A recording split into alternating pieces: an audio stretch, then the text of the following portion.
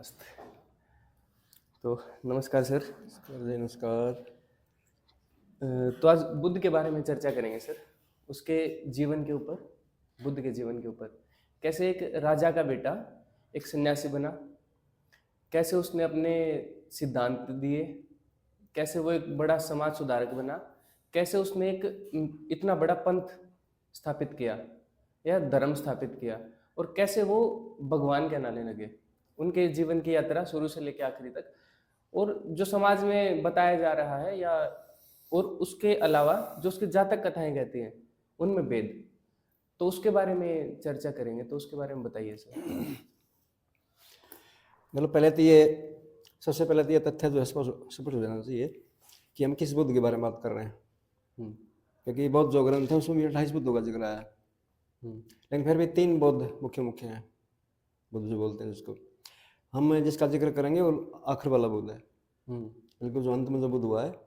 अब समय काल क्या रहा कोई सर? उसको सिद्धार्थ बुद्ध बोल देते हैं, कोई जो गौतम बुद्ध बोल देते हैं, और उसका समय जो निर्धारित जो किया गया है, उसके समय का निर्धारण भी हमने खुद नहीं किया है, उसके समय का निर्धारण भी विदेशियों ने ही किया है, हमने नहीं किया उसका। तो श्रीलंका में एक कोई भिक्षु आए थे, और वो भिक्षु भी क्योंकि जो विदेशी प्रचारक, मिशनरी प्रचारक जो थे भारत में जो आए थे, उनका एक षड्यंत्र था, क्योंकि सनातन संस्कृति का कुछ बिगाड़ नहीं पा रहे हो। तो फिर उन्होंने अपने आदमी प्लांट किए थे, बुद्धिज्म में भी, जैनिज्म में भी, सिखिज्म में भी, हिंदू में भी, अपने अलग अलग जो है उनका धर्म परिवर्तन करवा के उनके खुद के आदमी थे। तो ऐसे श्रीलंका में कोई डेविड था कोई व्यक्ति, उसको बौद्ध बनाया था उन्होंने। अनागारिक धर्मपाल नाम है उसका, अनागारिक धर्मपाल, उसको इम्प्लांट किया था। ये आज की बात नहीं, थोड़ी काफी पुरानी बात है। और उसने फिर जो प्रचारित किया ना, उसने ही निर्धारित किया था कि भी बुद्ध की जो तिथि जो होती है ना, वो अंतिम बुद्ध जो था सिद्धार्थ गौतम बुद्ध 563 ईसा पूर्व, ऐसा कुछ उसने बताया था। और उसके बाद में जो कुछ भी आज चल रहा है, जो नवबौद्ध जिसको बोलते हैं, वो नवबौद्ध भी उन्हीं के अनुकूल पाए, और उनका एकमात्र उद्देश्य यही था, सनातन धर्म और संस्कृति और हमारे जीवन मूल्य जो होते हैं उनको बदनाम करना, उनका उपहास उड़ाना, उनको नीचा दिखाना, ये उनका उद्देश्य था। तो हम अंतिम बुद्ध की चर्चा कर रहे हैं, जो कि मिली जुली सामग्री है, क्योंकि तीनों बुद्ध जो होते हैं उनकी सामग्री इतनी आपस में इतनी मिला दी गई है, तो निश्चय करना काफी मुश्किल है। उसके लिए हमें इनके सारे के सारे ग्रंथों को पढ़ना पड़ेगा, और उसके साथ में उस समय के काल में जो और ग्रंथ जो लिखे गए थे उनको पढ़ना पड़ेगा। लेकिन इतनी गहराई में हम नहीं जा रहे, हम तो जो प्रचलित मान्यता जो होती है, वो अंतिम बुद्ध जो था उसके जीवन के बारे में थोड़ी सी चर्चा करेंगे मामूली से, इसके जन्म के दिन से लेके और आखिरी तक चर्चा। तो कहा यह जाता है कि इनके पिताजी का नाम था शुद्धोधन, और शाक्य राजा थे वो, शुद्धोधन शाक्य राजा थे, और इनका वंश वही था जो भगवान श्री राम का वंश है, क्योंकि भारत में 2 वंश प्रचलित रहे शुरू से ही, एक चंद्रवंश एक सूर्यवंश। ये सूर्यवंशी ही थे, भगवान राम की परंपरा में जाते थे, इक्ष्वाकु वंश जो बोलते हैं। तो 563 ईसा पूर्व में कहते हैं इनका जन्म हुआ था, और कहते हैं जन्म होने से पहले, यानी जन्म होने से पहले ही पाखंड शुरू हो चुका था। ज्योतिषियों ने इनके बारे में भविष्यवाणी कर दी थी कि भाई ऐसे ऐसे आपके यहाँ जो पुत्र रत्न की प्राप्ति होगी, और वो 2 संभावनाएं बताई थी उसकी। एक संभावना तो ये है कि वो चक्रवर्ती सम्राट बनेगा, और चक्रवर्ती सम्राट यदि नहीं बना तो फिर क्या बनेगा, वो वैरागी हो जाएगा, साधु बन जाएगा, ऐसा कुछ कहा था उन्होंने। तो यही बात उनके दिमाग में घूम रही थी, उनके माता पिता की। तो खैर जैसे भी हो हुआ भी, होने के बाद में ही होते ही उन्होंने फिर इस चीज़ का पूरा ख्याल रखा, वो जो भविष्यवाणी जो की गई थी कि भाई कम से कम ये वैरागी या साधु सन्यासी ना बने, बस राजा बनेंगे। और इसके लिए उन्होंने पूरी व्यवस्था करी थी, क्योंकि भारी समाज से उसको पूरी तरह से काट दिया था। भारी परिवेश या भारी समाज, बाहर क्या क्या हो रहा है दुनिया में, तो उससे पूरी तरह से काट दिया था। तो जहाँ तक तर्क वितर्क की बात करते हैं, रीजनिंग की बात करते हैं, लॉजिक की बात करते हैं, इस तरह की बातों का उसके जीवन में कोई स्थान नहीं था। तो जो ही वो थोड़ा सा बड़ा हुआ, या 5-6 जैसे भारत में पहले से था भाई, 7 या 8 साल का बच्चा जो हो जाता है तो उसकी शिक्षा दीक्षा घर में शुरू होती है। तो उसकी शिक्षा दीक्षा की व्यवस्था भी पूरी घर में की गई थी, उसके लिए भव्य व्यवस्थाएं की गई थी। तो कहते हैं एक ब्राह्मण को ही नियुक्त किया गया था, और ब्राह्मण का नाम क्या था, विश्वामित्र नाम था उसका। उस विश्वामित्र के देखरेख में उसकी शिक्षा हुई थी। और कोई कहे कि वेद या ब्राह्मण या उपनिषद या दर्शन शास्त्र उसने नहीं पढ़े होंगे, ऐसी बात नहीं है। लेकिन उनका अपूर्ण ज्ञान था, उनको अपूर्ण पढ़ाई हुई थी। अब एक बंद कटघरे में क्या कर लोगे आप?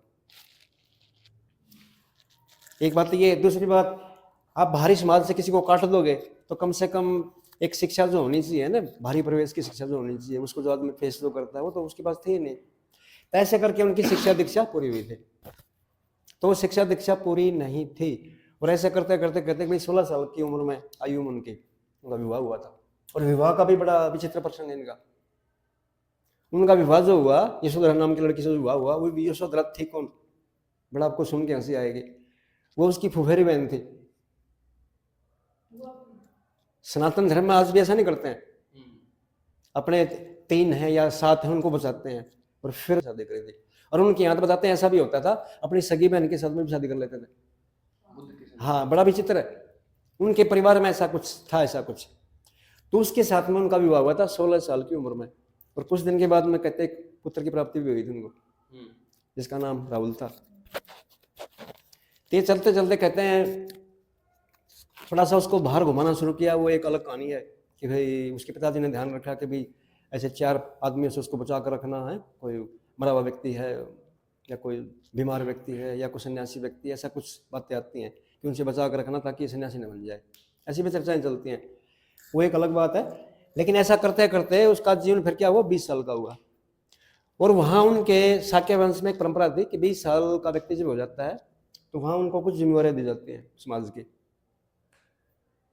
बड़ा विचित्र है, उस जिम्मेवारी को जो व्यक्ति पूरा करेगा तो ठीक, और जो व्यक्ति उस जिम्मेवारी को पूरा नहीं करता था उसके लिए 2 प्रकार की बातें होते थे कि या तो उसको फांसी की सजा होगी या उसको सन्यासी या वैरागी बनना पड़ेगा। जबकि क्यों, वो बुद्ध जो था या सिद्धार्थ गौतम बुद्ध जो था, इतना मतलब कहते हैं उसके लिए हर प्रकार की व्यवस्था की गई थी। उसके शान शौकत के लिए, वैभव विलास के लिए, भोग के लिए, सब कुछ चल रहा था बेहतर, सारी चीजों की व्यवस्था थी बेहतर। और विशेष तौर पर लड़कियां विशेष तौर पर होती थी उसके लिए। तो एक ऐसे मतलब एक भोगपूर्ण वातावरण में, विलासता के वातावरण का जो है पालन पोषण हुआ था। तो कहते हैं 20 साल की उम्र में जो व्यवस्था उनको दी गई थी, जो जिम्मेवारी उनको दी गई थी, उस जिम्मेवारी को पूरा नहीं कर पाए। तो 2 ऑप्शन थे उनके सामने, या तो मरने के लिए तैयार हो जाओ या फिर साधु बन जाओ। यहां भी देखो उन्होंने क्या किया, सामना करना यहां भी स्वीकार नहीं किया उन्होंने, मरना फिर भी स्वीकार नहीं किया, क्योंकि जिम्मेवारी को पूरा नहीं कर पाए थे। उन्होंने क्या किया, ठीक है मैं तो मरना नहीं चाहता, मैं तो साधु ही बन जाऊंगा।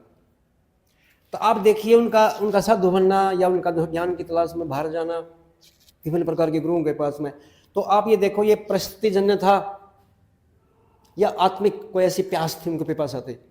आत्मिक प्यास या आत्मिक पिपासा बिल्कुल भी नहीं थी, मजबूरी थी, व्यवस्था थी उसके, परिस्थितियों ने उसको विवश कर दिया, इसलिए बाहर भागा था। एक बात, दूसरी एक और बात थी, वो जिस प्रवेश में जो रहता था उस प्रवेश की परिस्थितियां ही ऐसी थी, जवान लड़कियों को उसके साथ में रखा जाता था। जवान लड़कियों के बीच में राग रंग चल रहा है, नृत्य चल रहे हैं, यानी 24 घंटे वो व्यवस्था उसकी, उसी प्रवेश में ही रहा। तो कहते इतना मतलब परेशान हुआ वो उस प्रवेश से, यार क्या लड़कियां। और बाद में जैसे ये बात आएगी भी कि भाई जब उसने अपने संघ का निर्माण किया तो संघ में नारी का प्रवेश वर्जित था। ये भी यहीं से निकला है, क्योंकि नारी जाति से इतना परेशान हुआ वो, वही रहती थी उसके चारों तरफ। और बुद्ध आखिर तक जब उसने शरीर छोड़ा, उसका निर्माण हुआ, नारी का विरोधी रहा था। ये बात समझ लेनी चाहिए। तो थोड़ा सा और पहले आते हैं, तो उसने स्वीकार किया कि मैं तो क्या बन जाऊंगा, मतलब सन्यासी बन जाऊंगा, वैरागी बन जाऊंगा। और वो कहते हैं घर उसने छोड़ दिया तभी 27-28 साल के या जो भी जैसे जो बताते हैं। और घर जब छोड़ा तो उसका एक पुत्र राहुल था, ज्यादा बड़ा नहीं था, बड़ा विचित्र था। देखो अब यदि उसको वास्तविक वैराग्य होता, आत्मिक वैराग्य यदि होता, तो सोचो आप विवाह क्यों करता हो, यशोधरा से विवाह क्यों किया उसने? यदि आत्मिक वैराग्य होता तो विवाह से मना कर देता हो, क्योंकि वो शारीरिक भोग की व्यवस्था तो उसके परिवार ने पहले कर रखी थी उसके लिए, तो शादी की क्या जरूरत थी उसको? इसका मतलब उसका वैराग्य जो था, उसका सन्यासी बनना जो था, वो परिस्थितिजन्य था, बल्कि आत्मिक नहीं था। कोई भीतर की उसको ऐसी पिपासा नहीं थी उसको, कोई मुमुक्षा नहीं थी उसको। तो ये करके उसने जो हो घर छोड़ दिया। और घर छोड़ के पहले कहाँ जाता हो, वो जिनके भी संपर्क में आया, वो 2 व्यक्तियों का ज्यादा नाम आता है। एक अडार कलम का नाम आता है, अडार कलम, एक उद्रक रामपुत्र का नाम आता है। और वो दोनों के दोनों सन्यासी थे। सनातनी सन्यासी थे वो कोई, और वो अलग नहीं थे वो। उनसे उनको जो है लगभग कहते हुए सांख्य की, जो हमारा सांख्य शास्त्र जो होता है, सांख्य दर्शन जो होता है, जो कहता है उस परंपरा को महर्षि कपिल से चली आ रही है, उससे उन्हें शिक्षा दीक्षा प्राप्त की थी, योग की शिक्षा मिली, साधना भी की उसने। तो कहते हैं उसको संतुष्टि नहीं मिली। संतुष्टि नहीं मिली ये बात भी गलत है, ध्यान रखना इस चीज को। गलत क्यों है? क्योंकि जिस परिवेश में वो रहा था पिछले 18 साल, 20 साल, 21 साल, 22 साल, वहां पर उसकी व्यवस्था ही कुछ ऐसी थी, एक जगह ज्यादा टिक नहीं पाता था, उसका मन नहीं लगता था कहीं भी।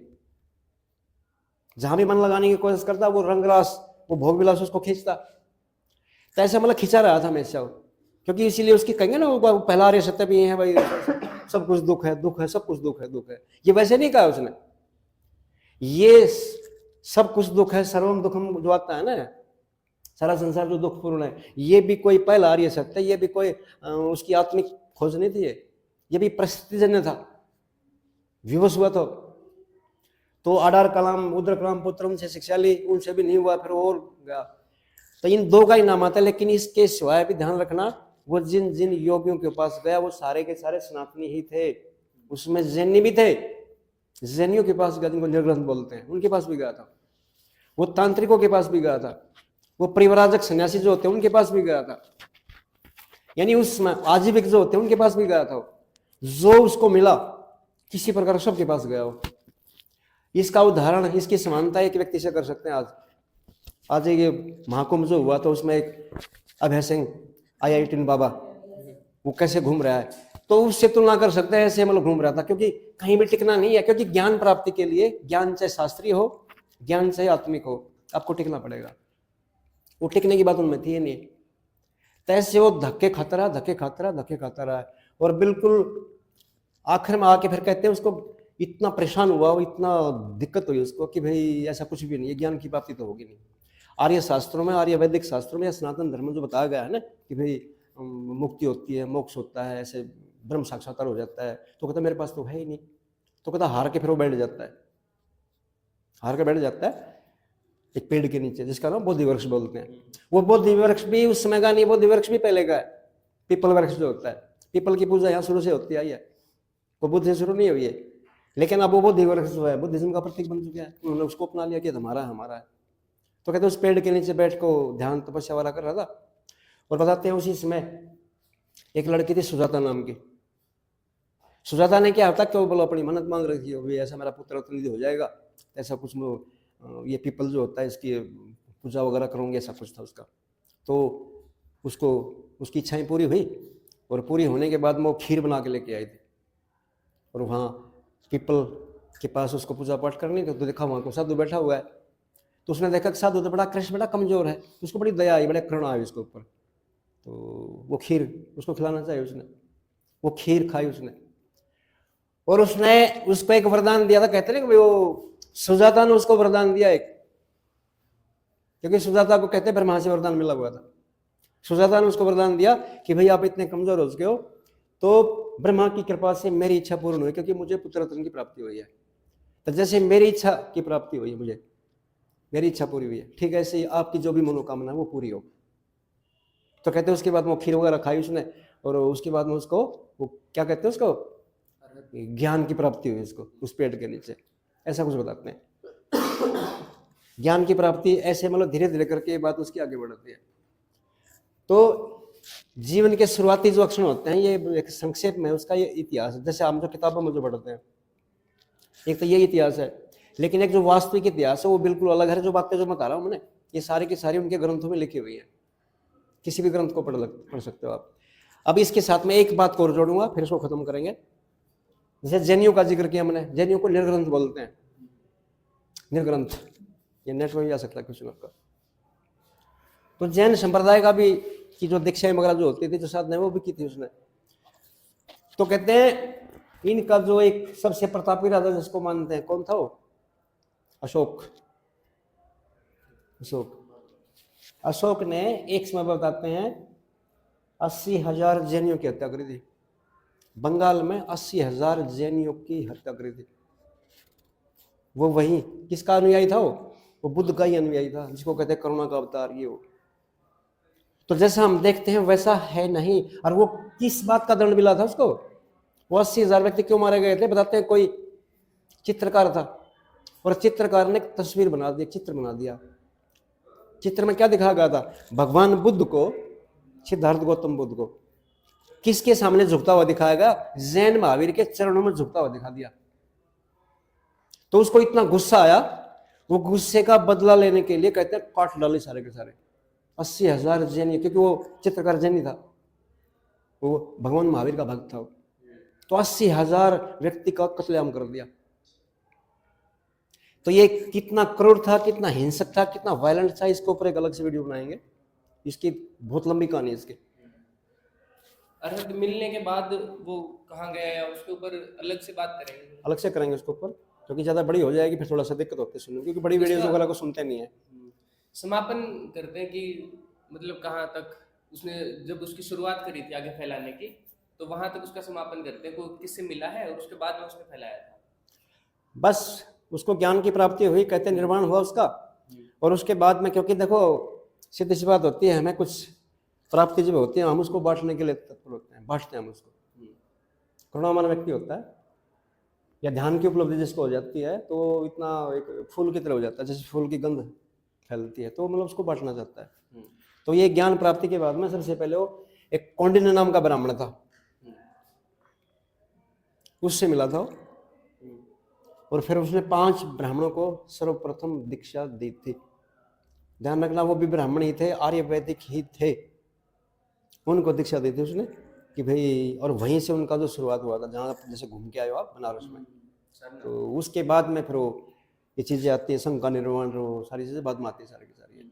वहाँ से उसने फैलाना शुरू किया था। लेकिन ये इसके बात ध्यान रखना, इसके साथ साथ में शुरू से जब उसने संघ की स्थापना करी, जिसको धम्म बोलते हो, ये धम्म तो उसने इसलिए बोल दिया, पाली में बोलते धर्म को ही धम्म बोलते हैं। तो सनातन धर्म या संस्कृति के जितने भी प्रतीक हैं, जितने भी सिंबल्स वगैरह हैं, उसने उन्हीं का सहारा लिया है और सनातन धर्म को बदनाम करने के लिया उसने। जितने भी हैं, जैसे पीपल का वृक्ष है, किसी को ले लो आप, धर्म उसको ले लो आप, ब्रह्मा शब्द का प्रयोग किया उसने, इसको ले लो आप, या ध्यान जो होता है, मेडिटेशन जो होती है, जिसको विपश्यना बोला उसने, उसको ले लो आप। यानी इतने पहलू हैं जीवन के, उसने हर जगह, वेद का है जैसे उसका है, जैसे ब्राह्मण का है उसका है, जैसे उपनिषद का है जैसे इसका है, हर चीज का उसने दुरुपयोग किया है। और इसके बीच में एक बात और बड़ी महत्वपूर्ण बात बताऊंगा आपको मैं, वो वर्ल्ड को इसमें जोड़ने की है। जब वो ऐसे धक्के खाता घूम रहा था ना, भटकता हुआ, तो कहते हैं उसको क्या हुआ, इतना खिंच चुका था, इतना परेशान हो चुका था वो। बड़ी दिलचस्प बात है। तो क्या होता, वो एक पेड़ के नीचे बैठा हुआ है, वहां से कोई कृष्ण के गीत गाता हुआ गुजर रहा है, भगवान श्री कृष्ण के गीत गाता हुआ गुजरी, औरतें गांव की। और वो गांव की औरतें क्या गा रही है अपने गीत में, लोकगीत में, कि भाई जीवन जो होता है ना, जीवन एक वीणा के समान है, और उस वीणा के तारों को आप ज्यादा खींच दोगे तो तार टूट सकते हैं, और लूज रखोगे, ढीला रखोगे तो संगीत नहीं निकलेगा। इसका मतलब क्या है, यदि वीणा से आपको, यानी जीवन रूपी वीणा से आपको संगीत निकालना है, तो वीणा के तारों को मध्यम रखो। ये बड़ी चित्र बात है। और भगवान बुद्ध ने जो इतना मतलब जी रहा था ना जीवन, एक स्ट्रेस का, खिंचाव का, तो फिर वो औरतें, जो ग्रामीण की औरतें जो थी, उससे उसको शिक्षा मिली थी। अरे ये है, मैं तो अतियों में जी रहा था, एक्सट्रीम में जी रहा था मैं तो ये औरतें सही कह रही हैं। वो गांव की बिल्कुल देहाती औरतें थी, उससे उसको ये सीख मिली थी। क्योंकि भगवान श्री कृष्ण की गीता में मध्य मार्ग पहले से ही आया हुआ है, भगवान बुद्ध से भी हजारों साल पहले वो आया है। जैसे श्लोक आता है ना, युक्त आहार विहार से युक्त चेष्ट से, एक श्लोक का अध्याय से ये है, इसमें यही बताया गया है। या और आता है सुख दुखे इसमें कृत्वा, ये भी आता है। तो ये मध्यम मार्ग जो होता है, मिडिल पाथ जो होता है, इसकी शिक्षा पहले से ही गीता में भी मौजूद है, हमारे उपनिषदों में मौजूद है, हमारे वेदों में मौजूद है। लेकिन बुद्ध ने जो शिक्षा इसकी मध्यम मार्ग की जो ली थी, उस जो उसकी साधना जो चल रही थी, वो जो भटक रहा था, जो घूम रहा था, उसी के दौरान औरतों से मिली थी उसको। ये उसकी खुद की खोज नहीं थी, ये भी ध्यान रखो आप। ये मध्यम मार्ग की खोज उसकी खुद की नहीं थी, ये भी गांव की जो अनपढ़ ग्रामीण जो औरतें थी, जो कृष्ण की भक्त थी और कृष्ण के नाम का लोकगीत जो गा रही थी, उनसे इसको ये शिक्षा मिली थी। तो आज इतना ही करते हैं, किसी अन्य विषय पर फिर कभी चर्चा करेंगे। इसी और ये की चर्चा सभा में- चलती रहेगी।